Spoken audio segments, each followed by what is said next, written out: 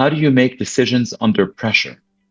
And what qualities help a diplomat succeed in high stakes situation? Yeah, that's actually kind of a tough question because I have to think kind of inside myself, and I realize the people who end up in those positions, who end up in the kind of high pressure situations where you're asked to do it, are people who have succeeded in that earlier on. So it's sort of you've been selected, and you might not even be aware that you have that particular skill, but you've thrived in settings that are very high stakes or high pressure, and people decide that's somebody that I want leading that mission or leading that organization because that's exactly what could happen. I have worked in organizations and embassies and offices where the head of it, the leader of it, the manager might be great in normal times, but when the pressure builds, it all falls apart.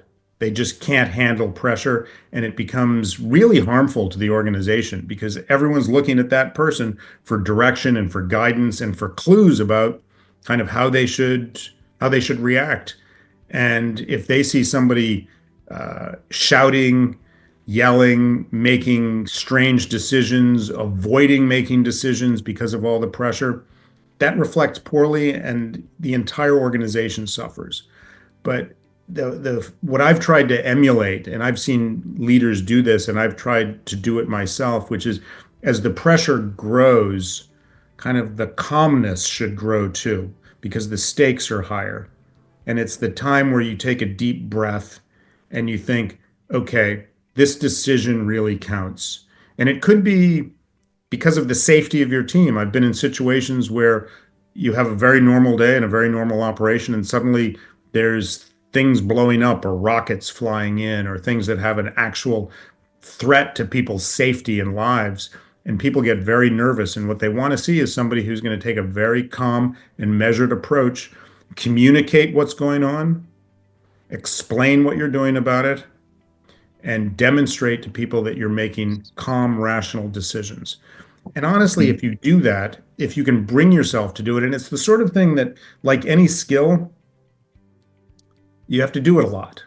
And sometimes people say, I don't want to be in these high pressure situations. And you can have a perfectly satisfying career avoiding that, and you'll be fine. But if you find that that's what you're attracted to, you have to be prepared to be very uh, kind of self reflective. You have to know yourself, you have to watch yourself, and you have to understand that everybody is watching you. And the more pressure there is, the more calm you need to convey to everybody, the more methodical you need to be about your decision making.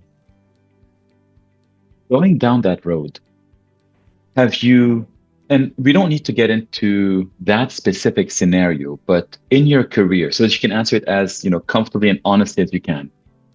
Did you at any time feel like you were acting against your conviction? So your personal view is this, the country's view is different. You have to convey this. Have you ever been in such a situation? And how do you handle this? The United States, for example, it's a big, complicated country, right? And um, country like ours has views and policies in almost every conceivable area, every foreign policy area, so every region of the world, every domestic policy area, economic, social, you name it. And so you're one person. Each diplomat is one person. There are times where you don't agree with 100% of all of these policies, this multitude of policies. It'd be hard to imagine agreeing with all of it 100% of the time. And it is the exact challenge you point out, because for a lot of people overseas that you're dealing with, you might be the only official American they ever meet. So they might meet hundreds of Americans, but you're representing the entire country.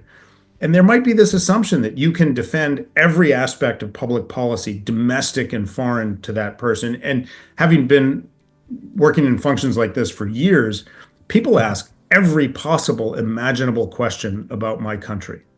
And there's this expectation that I can explain it and that I can understand it and that I can defend it. And sometimes, honestly, it's harder than others.